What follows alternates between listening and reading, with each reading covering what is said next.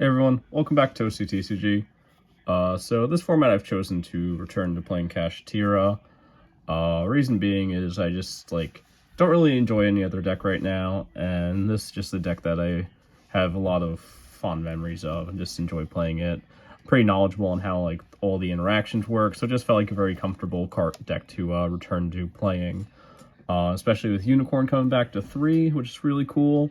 So I re-explored this deck, found something that I like to do with this deck, and really that's it. The main concept of this is I built this list with the intention of playing around as many hand traps as possible, being able to play basically the best hand trap of the format, and also just this is a go first variant, but Kashtira just inherently has a really good going second game. So it just has a lot going for it right now, I feel like. And again, it's just a deck that I know so much about that I'm just really confident playing it versus other options. So get right in the list. I'll try to explain as many things I feel like need to be explained. But start off 3 of our boy Fenrir. Just the dude. 3 Unicorn. The other dude. And I chose to play 2 Rise Arts. I know some people have chosen to play 3. I don't think anyone's on 1 right now. I just like 2. I don't think it doesn't matter too much. This is a really good card to open. It's definitely if you open this, you can very easily play around Drool and Lockbird, which is again, it's the main focus of this deck is to find the play line that plays around the most hand traps possible, or to be able to choose which hand trap you know that if they have it, you're going to not be able to play, and then sculpt your hands and your play line around that specific hand trap. So Rise Heart is a pretty good card, definitely lets you play around hand traps more easily. It is, however, I don't feel like it's a card that you really want to see multiples of. If you open the 1 of, it's definitely ideal versus if you're seeing it multiples. If you open multiple Unicorn or multiple Fenrir, in some cases you're okay, because if you're going second and you go special summon your Fenrir, they go do anything to get rid of it, you can now special summon your second Fenrir. Or if you open multiple Rise Hearts, you don't really have that same luxury. Next up, the 1 Ogre. We're still playing traps. Ogre's basically, it's in a really weird way. Ogre's kind of the best Kashtira right now, because the deck's win con is basically built around getting to Ogre, getting to Big Bang, and then just having your Shangira under 4 summons, so that way it invalidates Nibiru. Something I think that's really going good for this deck right now is a lot of people are still main decking Nibiru, and a lot of people do remember, oh, I nib against Kashtira, so they won't side out the nibs, and then you just play under 4 summons very easily in this deck. So you completely just invalidate one of the hand traps that most people will keep in against Kashtira and turn that card into a brick, which is very, very good. Then the other 2 1-ofs, 1 Tearlament, 1 Scareclaw. Previous lists I played 2 of each, but that was when we needed the extenders to make a Rise Heart and just go all over the place with stuff making multiple Shangiras, things like that. So you really only played the 2, so that way it's you weren't bricking, you're always having the extenders.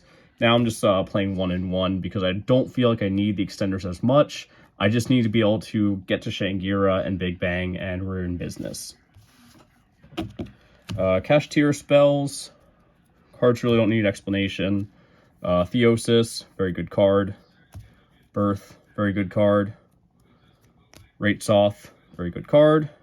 And Kashtira Terraforming, very good card. Traps are just 1 preparation. I considered cutting this card. So my last list that I played Kashtira with a Rise Heart, this was the centerpiece of the deck, was you'd set up your Rise Heart, Scareclaw on hand, and preparation, so that way if they outed your Rise Heart, you just go okay, cool, summon Scareclaw, preparation, summon back a Rise Heart. But now I feel we don't really have that same luxury. This card was mostly just good because of a Rise Heart.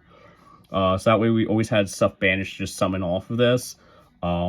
These days, I don't think the card is as good. I think it's if you play against Runic, it's fine. Very, very late game, it's fine. But I think the better trap now is Big Bang, because this card does a lot for the deck right now.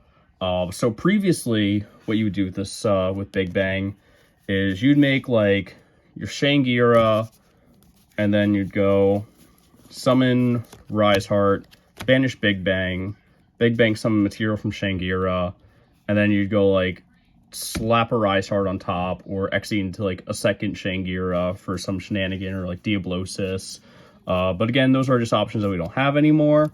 So I think this card is super underrated as a board breaker. When you end on like Shangira plus a Fenrir, and then you have the Big Bang set, it really gives you that insurance that like your opponent is not going to be able to like do anything this turn. If they can't get rid of Shangira first, then you're just gonna go like Fenrir, banish something. You might have a like go Shangira, lock a zone, planet pop. You might have a hand trap. You might have a back row. And then on top of that is like if they play through all that, it's like okay, cool, Big Bang, go down to one monster. This card is just really fantastic. And then on top of that is you can still banish it out of your graveyard to summon like say your Scareclaw, and then you can just go like okay, now I'll summon the material off Shangira. So say like you have a Fenrir attached to your Shangira, and you have like a Fenrir on your board or something, and you don't get to use the Fenrir before you Big Bang, you can just later on go, okay, I'll banish the Big Bang off of Scareclaw, summon Fenrir. So your opponent still has to play through the Fenrir after losing all their monsters to Big Bang. I think this card is really phenomenal, super underrated card. I think like if you're playing Go First list, you should definitely be on Big Bang right now. This card is really, really good. So that's the Kashtira lineup for the main deck. Next up is like the hand traps and non-engine. I think the hand traps are like super obvious. This is like 3 Imperm, 3 Shifter, 3 Ash. Some decks can like dodge the Imperm. In that case, like you can just side them out. Otherwise, like this is like the super basic, like these are the Kashtira hand traps that you play. You can play other things, but these are like the ones that you want to make sure are in your deck. And then for hand traps, we're just playing, or not hand traps, just like non-engine stuff in general. Pot of Prosperity, still play this as a 3 of. Card is cracked in Kashtira, because you don't really use most of your extra deck. You kind of just use like Shangira, and then like 1 or 2 other things most matches. So you don't really need to like worry about losing anything important off pot. So like you don't really like sculpt like, oh, do I banish this? Am I gonna need this later? You know, it's not like a lot, something that you have to really think about too much. 1 Thrust, 1 Talent. These cards are good for different reasons. So we're not playing a lot of things that you can like set off of talents in when you're going first. You can get like Imperm off of this. And then going second, this card is pretty good because it can get you like to your terraforming, get you to talent, and get you prosperity. A bunch of different things that you'll be able to use if your opponent has a monster. Otherwise, when you go first, like you just set like Imperm usually. Talents is the better one going first. Just has 3 good effects. And then finally, this is like kind of spice, but not really. 3 Cosmic Cyclones. I've seen a ton of people playing Cosmic in Kashtira, so I'm just hopping on. I tried it. At first, I was kind of skeptical because I don't like back row removal in my main deck, but this card is really good this format. Like the most prevalent deck, in my opinion, is going to be Labyrinth. And this card is just really good. You hit like their back row. If you play against like someone that just goes like, okay, in your end phase, I will do this thing that will set a guy out of my deck. Just like Cosmic, the thing that they set. Assuming like you keep the Cosmic in the hand to like play around something like that. If it's something like you have to like, of course, know that they have the card in hand. They're trying to hold it to be like clever in your end phase, and you just go like, okay, well, whatever you're set, gone. Yeah, I think Cosmic's really good, especially like, you know, you play it against like Generators, Runics. You can play it if they go like Anti-Spell, Chain Cosmic, very flexible like that. So you can hit a lot of very like prevalent things. Play against Floowandereeze, there's the Field Spell and the Continuous Spell. You play against Fire King, of course you have the Field Spell, the Continuous Spell for them too. Just like a lot of different options that this thing can hit. I think it's really good for like a lot of matchups you're going to play against this format. Moving on to the hand trap, or the side deck. First, we've got 3 copies of Cruel Knockbird. So you might be wondering like why I'm playing this card right now, considering there's a main deck shifter. I think this card is just like something that you should always just be playing still in Kashtira, or just like in general. This should be like a side decked card at the very least. The reason that I don't main deck both is because they conflict, of course. If you shifter, you can't drool. If you drool, you can't shifter. So the only time that you want to side these in is if you play against a deck that you can't really do against, like shifter shenanigans against. Like you play the mirror match, or you play against Flunderies mainly. Or you side out your shifter, side in your drool and locks.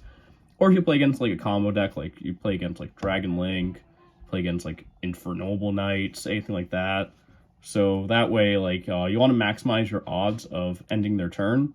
So ideally what happens, like you open your shifter or you open your drool, you're able to use either of them, and then the combo player can't play. You get to play the game because they don't have a million negates.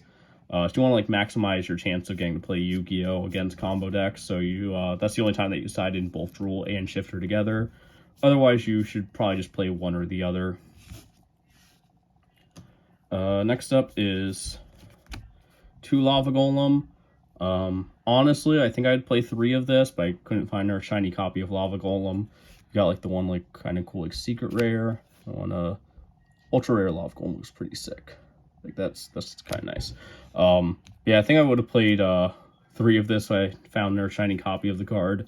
Otherwise, Lava Golem's it's just Lava Golem, free special summon. You don't really ever normal summon in Kashtira, so you never have to worry about the restriction. And finally, the best part about this card, something really cool. In the standby phase, this is an activated effect. The control takes 1000 damage. So if you end on like a unicorn or an ogre or Fenrir, they activate their Lava Golem mandatory. You can then activate one of your Kashtiras to do whatever your Kashtira is going to do to them. So I think that's pretty neat. Second copy of Talents. This just like I mentioned, like with Thrust, you don't have many targets, and when you're going first, you're typically siding out the one target that is pretty relevant, the Imperm. So it's better just like side out the Thrust, and then you can just side in a second copy of Talents, and you side out your Imperms for 3 Judgments. The one thing that this deck will always lose to is board breakers, so it's better to just play Judgment. Like both of my losses with this deck so far, I've taken 2 locals. Both times I finished X1. One time I lost to Drool and Lock, and tonight I lost to Evenly Matched. So Judgment would fix half of that situation, they evenly. So it's nice to just, have these. And like I mentioned, my Rescue Ace profile, I wasn't get ulties. So, these are pretty clean. I like these. They're so nice. This is like the like toasty TCG certified like side deck card. This will always be in my side deck till the day I die. I love this. Solemn Judgment is like the card. Next up, we've got Evenly. This kind of is the card until Transaction Rollback comes out. I think Evenly is the better back row hate card over Lightning Storm Feather Duster. Because with Labyrinth, if you duster them, and it's just like they just chain all their stuff and they still summon all their monsters, they still do their thing. At least with Evenly, if they try to do that, then it's like, okay, you're gonna lose the monsters that you summon, or you're gonna lose the traps. Assuming that like they go to activate the trap before you can evenly match them. Otherwise, they just lose both at once, or they lose the trap and then it's like have to keep the monster. There's like a lot of different things with that. Where it's like if you duster, it's like, okay, cool, I'm gonna activate my trappy telly, summon my guys, and we're chilling anyway. I like this card, this format. I think once Transaction Rollback comes out, I don't even know. Like, this might be better, but the only downside is, like, if you evenly them and they keep Transaction Rollback, they can evenly you back, and it's just, like, that doesn't feel too great. And then, finally, side deck card is Ghost Spells. These are also for Labyrinth. Again, I just think Labyrinth's the most prevalent deck this format. So there's 3 of this. You can also play against Fire Kings, which is cute. When they attempt to like do the thing to summon the guys out of their grave, you have Ghost Spells for that too. Also Runic, I guess. You can like stop Runic Fountain. So there's Ghost Spell works in unexpected ways, I think. Onto the extra deck. 2 Shangiras. If you're really desperate, you could just like play 1 Shangira. But I don't know. Playing 2 Shangira just always feels like very safe, very optimal. The second one doesn't come up too often, but it's nice just to have it just in case. Like, just like tonight, I had a game where someone, like, banished the first Shangira, and then later on I actually had to make the second Shangira to use my Big Bang. So it's nice just to have it for, like, those niche situations like that. Dark Armed, I think this is a card that I should be playing at 2. This is a very good card. 1 for the pop, and then also because you're able to just, like, banish stuff out of your grave, so you can, like, set up your Theosis. This isn't a once per turn, so you can just go detach, pop something, say, like, you banish Kashtira Birth, detach, pop something, banish Theosis, add back the Birth. This card's really good.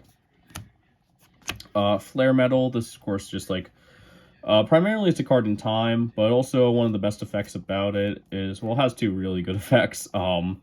Is 1, it can't be destroyed card effects, well, it has material, so can't be destroyed by card effects. 2 is, on resolution of your opponent's card effects, they take 500. I actually learned tonight that doesn't activate. That's just a continuous effect.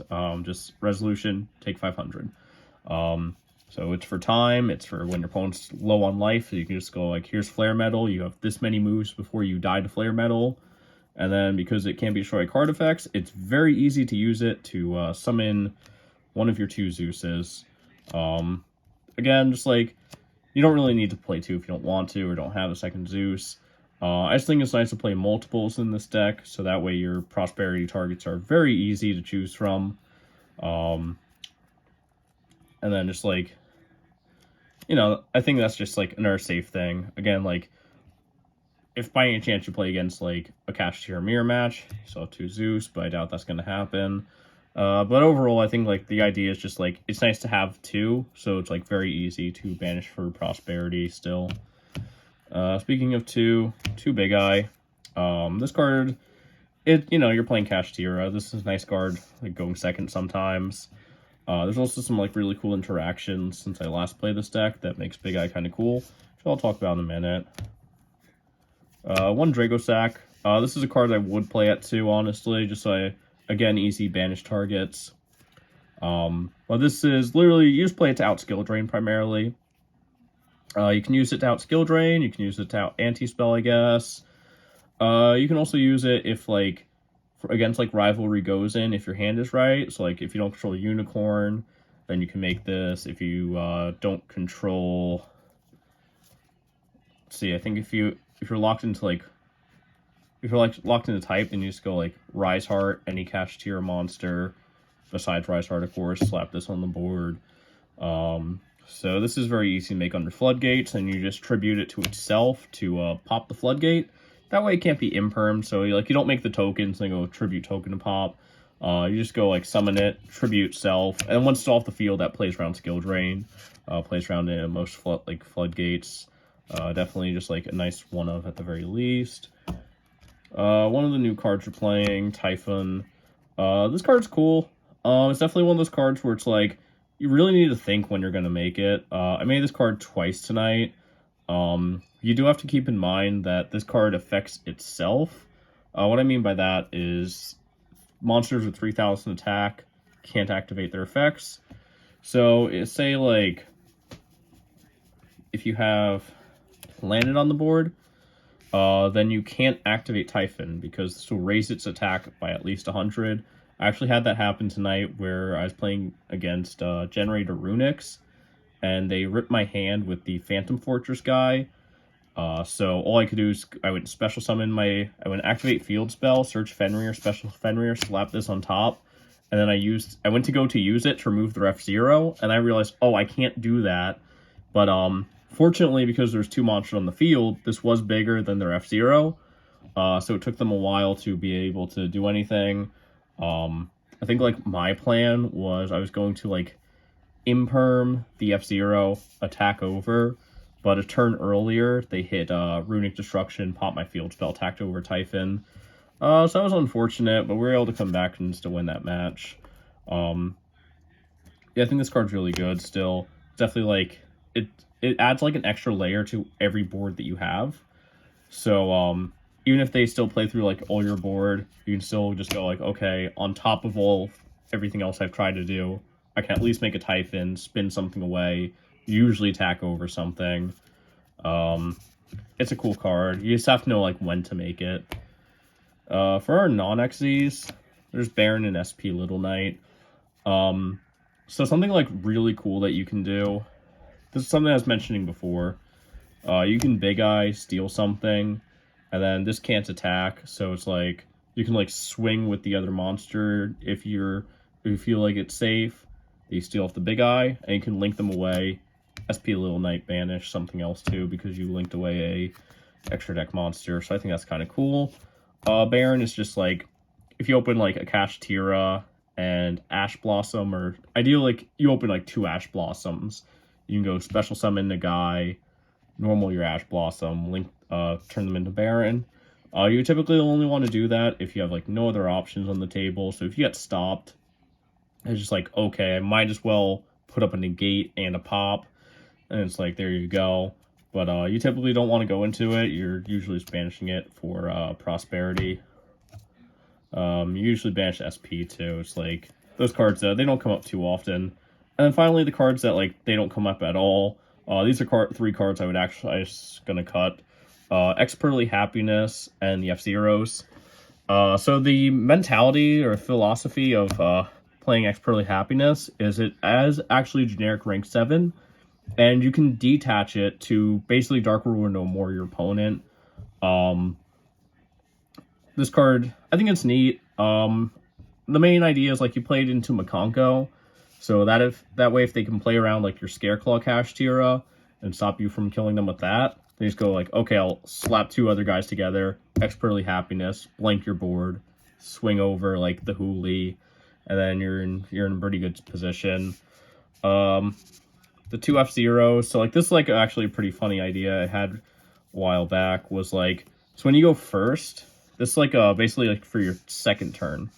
When you go first, you have like your Shangira, and if you set up like, you have like your Shangira, your Big Bang, all that stuff, you get back to your turn, and you still have your Shangira, you take any 2 level 7s to make your Dark Armed, you crack their board with the Dark Armed, and then you just slap these on top to make your F-Zero. It's just like, it's a cute like little monster negate, but like, it doesn't come up. It's really bad. That's definitely a package I would cut. I'm just like debating what to cut these 3 for. I was thinking the Odd Eyes package, where it's like Absolute Dragon, Dark Rebellion, the rank 7, and Dark Rebellion, the Overlord guy, where it's like 3,000 attack, has 3 attacks. I think that's kind of cool. But I don't know, it's like you can probably, I don't know if it can be used as XZ material turn you use it, but maybe like slap a Zeus on top. You just like, but you need like a 4th card too, because like you have to be able to you have to have Absolute Dragon, Dark Rebellion, Odd Eyes Dragon, and Dark Rebellion, Odd Eyes, the Overlord. And you also have to have a Gravity Controller to link away the Absolute Dragon to even get the effect to summon the first one, then overlay into the second one, and then make your 3 attacks. So that's something that I've been thinking about doing. I just haven't like really tried it out before, so it's still something that's just like kind of on the back burner if I'm going to do it or not. But if I were to cut 3 cards at least to play that package, it would be these. And then like the 4th card could be like one of the Big Eyes. Or one of the Zeuses. I think like those were the only cards that I was like actually consider cutting, just so like I have that extra spot. These are just like nice little comfort cards to be playing, just so I have like the space for prosperities. But yeah, it's the only thing I'd cut these for. I guess like cutting like prosperity targets for 4 cards. If I go first, I guess I can go like prosperity. Those are like 4 very easy cards to banish. And then it's like, you can banish like the second copy of Big Eye and like your Baron. So it's like, there you go. It's like, or like your second copy of Zeus. So you can do that. A couple different options. Yeah, overall, I really like this list. Plays around everything that I wanted to do. So I wanted to make a deck where I can play around most hand traps. I wanted to invalidate my opponents that play Nib.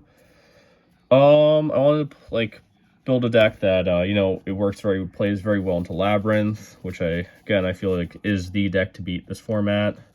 So that's what we did. We built a deck that accomplishes everything I wanted to do with it. Like, for reference, just like, you want to play around, like, hand traps, then it's just like, you kind of just have to, like, figure out what would be, like, the right hand to play. Well, what would be, like, the right way to play your hand. So, like, you know, go Fenrir's, Shifter, Unicorn. You have, like, these guys. So, in this type of situation, you have, like, your Shifter. So now it's like, you don't have to worry about Drool and Lock. Now it's just a matter of, what do you lose to more? Is like, you can try, like, go pot first. This will make sure you don't have to worry about, Ash Blossom, because that would be, like, probably where they ash you. You get any of these. These are all good, so it's like, you take the Birth. You take the Birth. Something to note is, like, if you didn't have the Shifter, definitely make sure you don't take the Terraforming, because, like, I mean, you'd be drooled either way, but, like, let's say, like, you open Terraforming, you want to use Terraforming or Planet as, like, your very last extender, unless, like, you already have Birth or Theosis, because if you go Terraforming, Planet, and they they drool you, now whatever you searched is dead, your Planet's dead. If you search either of these are dead. So you always want to make sure that Planet or Terraforming is the last extender that you go for, and that you try to, like, go for these first, because these are more valuable as searchers, in my opinion. Fenrir can get you to Rise Heart, which can, again, play around your opponent's Drool and Lock. Unicorn get you to Theosis of Birth, which, again, play around Drool and Lock. Terraforming and Planet do not play around Drool and Lock unless you already have other pieces in your hand. Yeah, so, like, in this situation, like, you take Birth. Now, let's say your opponent ashes the Prosperity, you don't get your Birth. Now you know you don't have to play around the Birth, and you really only have to worry about the Imperm. So you go summon your Unicorn. If they have Imperm, they have Imperm. If they don't, then, like, you're in good shape. Otherwise, like, you take the Birth. Now you don't even have to, like, really worry about it, because, like, you can go special your Unicorn effect, they Imperm. Now it's like, activate Birth, normal Fenrir. Fenrir gets you your Rise Heart. You can special your Rise Heart, and then it's like, you can banish whatever you want. You can make your Shangira, I guess. But, like, ideally, you do want to keep it under 4 summons. So, like, in a perfect situation where they don't have the hand traps, and you're just able to go, like, summon this. Let's say, like, you can just go, like, summon your Unicorn, search your Theosis. Theosis gets you your Ogre. Ogre gets you to your Big Bang. And then you can just go, like, slap these guys together, make your ship, set your Big Bang, and then on your opponent's turn, you summon your Fenrir, and you're in good shape. Of course, like, ideally, you have, like, other cards, like, you have, like, Ash, or you have, like, Cyclone, Imperm, anything like that, Shifter. You know, you just have a lot of different options to play around with. And on your turn is just, like, you go on the Crackback and just kill them. So overall, really good deck right now. Super underrated. Again, just, like, playing with, like, what hand trap do I lose to more? You typically only have to, like, really think about Ash or Imperm. If they play other hand traps, they play other hand traps. But those are the 2 major contenders you'll see. If you play the deck safely, you never really have to worry about Nibiru too much. Drool and Lock, you just have to consider, like, what's your most important searcher. So if, you know, if you're trying to play again around Drool and Lock, then it's like, you go, like, Fenrir or Unicorn. You just have to consider, like, between these 2, like, what's your most important search that you need to resolve. But again, just, like, 99% of the time, you don't want your first search to be Planet. If you go Planet and they just, like, they drool you, then it's like, GG's. All your other searchers are usually more valuable, and play around Planet, or play around Drool and Lock better. But yeah, that's, like, my profile for Kashtira going into 2024. Let me know what you guys think about this. What are, like, the cards I talked about cutting? the F-Zero and the Cat. What do you think like these could be? Just like maybe make this deck like a little more consistent, a little better. Just have better options to make. Any other like suggestions are totally welcome too. Not just like trying to tell you like, hey, don't recommend me to play this deck different. I'm totally open to different ideas. But yeah, this is my profile. I really do like coming back to this deck. It's a really nice return to form, I think. But thanks for checking out this video. Make sure to like and subscribe, and I'll catch you guys next time.